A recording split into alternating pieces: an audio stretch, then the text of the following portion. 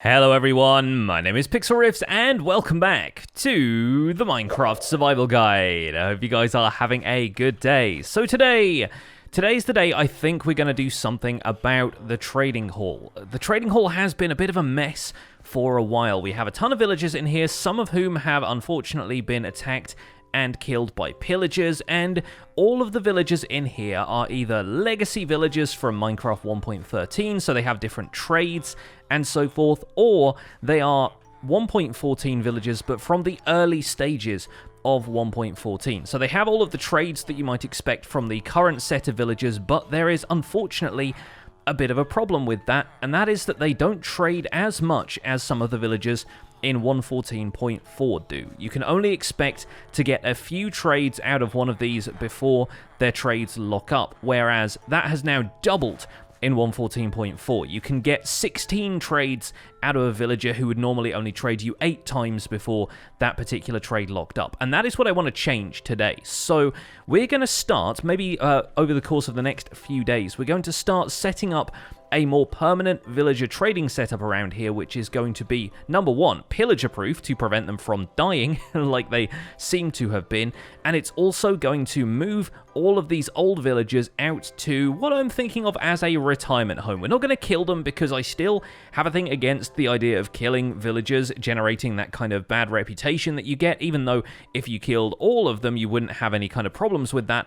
It still doesn't quite feel like the right thing to do. So instead, we're going to build them a villager retirement home today. And I want that to be out of the way, primarily because I don't want any of my newer villagers from around here attaching themselves to any of the workstations that are currently making sure that the older villagers can refresh their trades. And so what I thought I might do is build a big house somewhere over here. It's going to be out of the way. It's going to be a good distance away into the forest biome over here so that the villagers, hopefully, in this radius won't pick up those workstations, and I think it's going to be nice to have a kind of country retirement house, a sort of mansion out here, my own take on a woodland mansion, I guess it could be, so that those villagers have somewhere to live and somewhere that we can potentially go and rescue some of them if they have the particular trades that we want, or if we need them to repopulate an area or work in an iron farm or something like that. Villagers are a nice resource to have around, and I really don't want them to all just go away. As for the villagers who are still left in the villager breeder, I have a feeling I'll probably be moving them as well, because despite the fact that these folks, some of them at least, don't have professions yet, I think it is still the case that if they were bred in versions before 1.14, they are likely to not trade as much as the 1.14.4 villagers are. And so I think I'm going to move them out of here as well. Maybe they can take up some of the professions that the villagers who died in here left workstations behind for, like the loom here and the smithing table here and that kind of stuff. So I think we'll probably move all of them out of here. We'll take down this old villager breeder, which is of course no longer working, and we're going to switch over to getting a supply of villagers from the villager breeder up here. That's going to be our permanent source of 1.14.4 villagers from now on.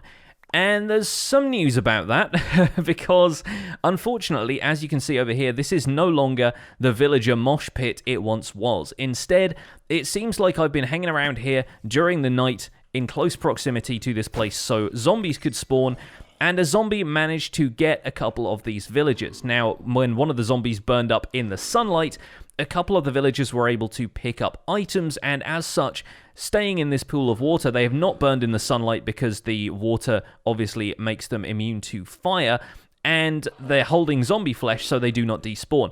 But any new villagers who have come down from the villager breeder have probably dropped themselves into this area, which is a little bit unfortunate because they're probably killed more or less instantly or converted instantly and then they despawn. These two chaps have managed to stick around. What that means is we have a couple of zombie villagers that we can potentially cure and turn into our new stock of villagers, because I'm fairly certain that they are going to be some of the newer 1.14.4 villagers, which means we'll get discounted trades right off the bat from these two. But also we can start bringing stuff down from the mountain, we can start bringing some villagers down from the mountain, and we can use them in this little area that I want to set up over here. And while initially I thought this could be a kind of trading town, I'm thinking what I want to do is have something like the villager trading hall over here, but a little bit grander, a little bit more built up, and a little bit more secure against pillager attacks. And so what I'm thinking about building out here is a large sort of circular or maybe even oval trading hall that's going to be modeled a little bit after buildings you find in the UK called corn exchanges, which, you know, in times gone past were big markets where people could come and trade a whole bunch of stuff. And I think that sort of fits the idea of what we want to do with villager trading in this place. And it's going to be a little bit bigger than the trading hall. It's going to be a lot more secure, enclosed, basically immune to any pillagers spawning in from the outside and coming in. So I think we're going to get started on, first of all, moving the villagers out of the old trading hall. First, taking down the old villager breeder, probably even taking down the chorus fruit farm that I had set up over here and finding a more permanent home for that in a future video. For now, though, to make sure all of these villagers stay safe and so that we can have somewhere to move them, I think the first order of business is to build a big house out here in the forest. And I think we're going to do that in the form of a time lapse.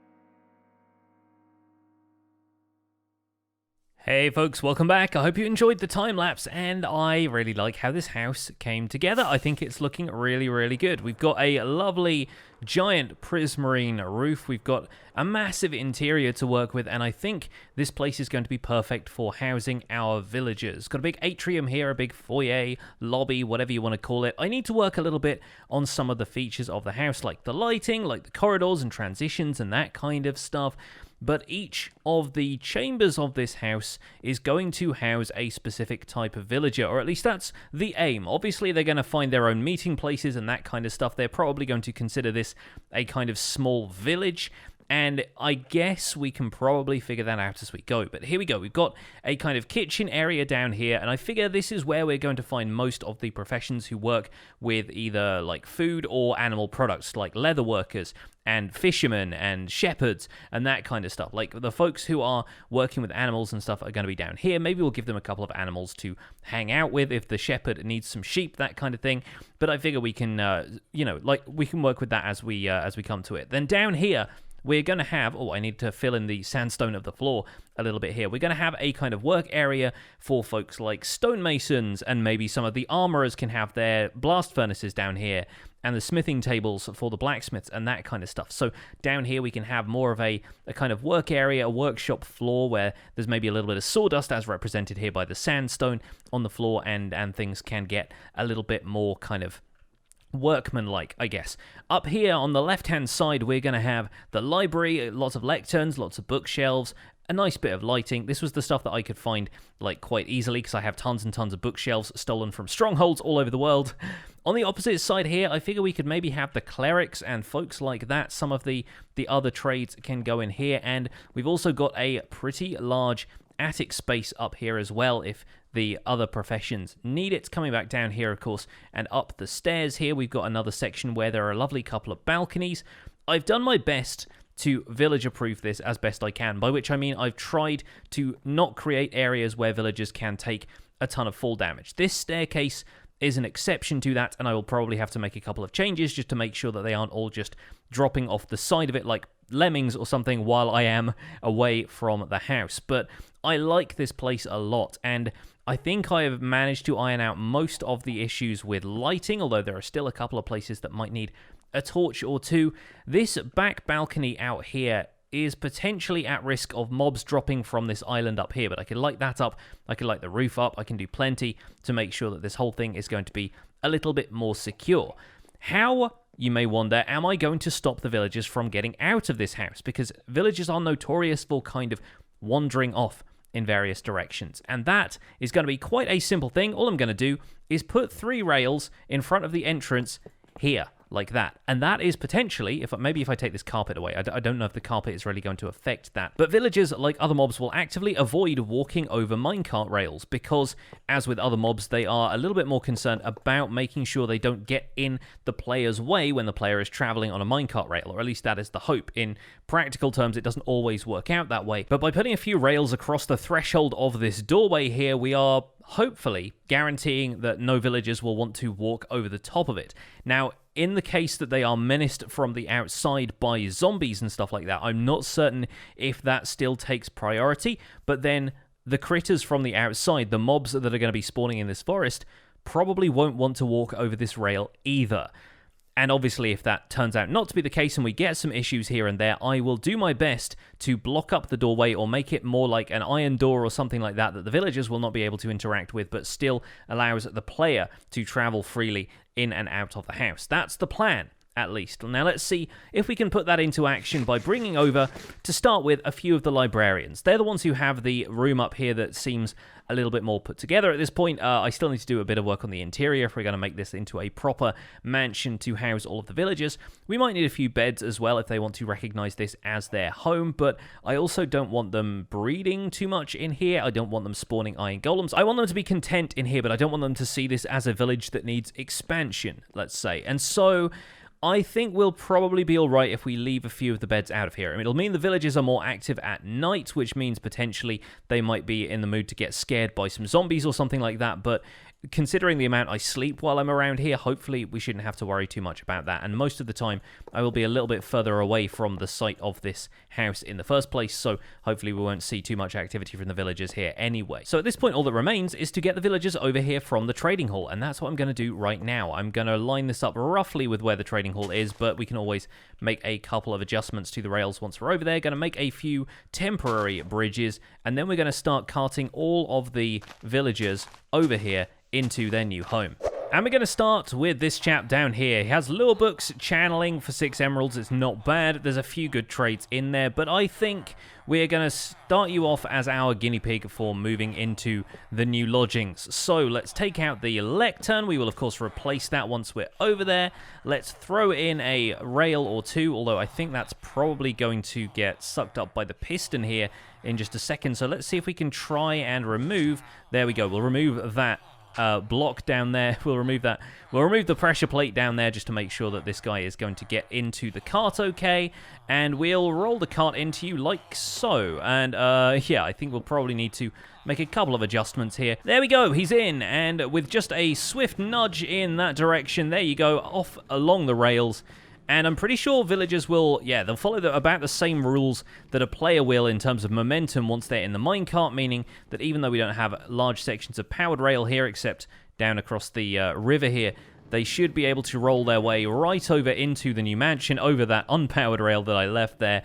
And they're in. Fantastic stuff. We've got a villager out here. Now, the question is, if I break them out of the minecart here, are they going to want to run over the rails? And it looks like, well, looks like he's making himself at home, I guess. There you go, my friend. Enjoy exploring. I will put a lectern upstairs for you, and then maybe if it's the right time of day, this guy will want to pathfind to the lectern and get to work. Having now played Bedrock Edition a little bit, one of the things I really think should be in the Java edition of the game is particle effects when a villager like matches with a workstation, when they kind of pair themselves with a workstation of their chosen type. It would really help if there were those green sparkly effects in Java Edition as well as Bedrock, because this guy does seem to be pathfinding his way over to where the bookshelves are and the lectern, and there we go. He has pathfinded to the lectern. He has made the lectern his own. I even just heard him working, and I think that is one of the things that I need to be super cautious about when I'm making my new set of villagers, my new villager trading hall over here, is making sure that they all pair up okay with the workstations they are supposed to be working at. But it looks like that guy has taken it in his stride, and I think now we can start bringing over some of the other villagers. This guy right here is another really useful librarian. He's got Fortune 3 for 17 emeralds, but I think we will be able to get even better prices with some of the newer villagers, especially if we get a way of converting them regularly from zombies back into regular villagers. But I'm going to get this guy in the minecart and get him sent over there, and looks like he will have a lovely time over in the retirement mansion as well. Yep, looks like he's made it all the way over here. Let's take him out of the minecart, and it looks like he doesn't want to cross the rails and leave the house either. I will be keeping an eagle eye on the woods around here for the next little while, just to make sure that none of them decide they want to escape from the house here. And of course, we could be a little bit more cautious when it comes to pillagers coming around here, because of course they're going to be able to attack villagers from range, and they might even ignore the rails if they are tracking towards some of the villagers who are in here. So might have to be a little bit careful as far as those guys are concerned, but at least we will have our population of villagers stashed away up here in some of these rooms and making sure that they can do their thing. And it looks like he is having a good old explore. I just caught him on the spiral staircase. Yep, he's making his way back down. Hopefully he should try and find the lectern. Sometimes going up and down stairs does tend to confuse them a little bit. They're not entirely sure where they're supposed to be going, but I think this guy's just following me around because I look like somebody who might have a couple of emeralds on him or something like that. All right, folks, I think we are going to call it there for today. You get the idea, though. We are going to be retiring our other villagers to this mansion in the forest, and hopefully they will be able to live out a lovely and comfortable existence out here. And starting tomorrow, we're going to take a look at some of the newer villagers and how we can use them to our advantage. But that is going to be it for this episode of the Minecraft Survival Guide. Thank you so much for watching. I did hope you enjoy the video. If you did, don't forget to leave a like, subscribe if you want to see more, and I'll see you guys soon. Take care. Bye for now.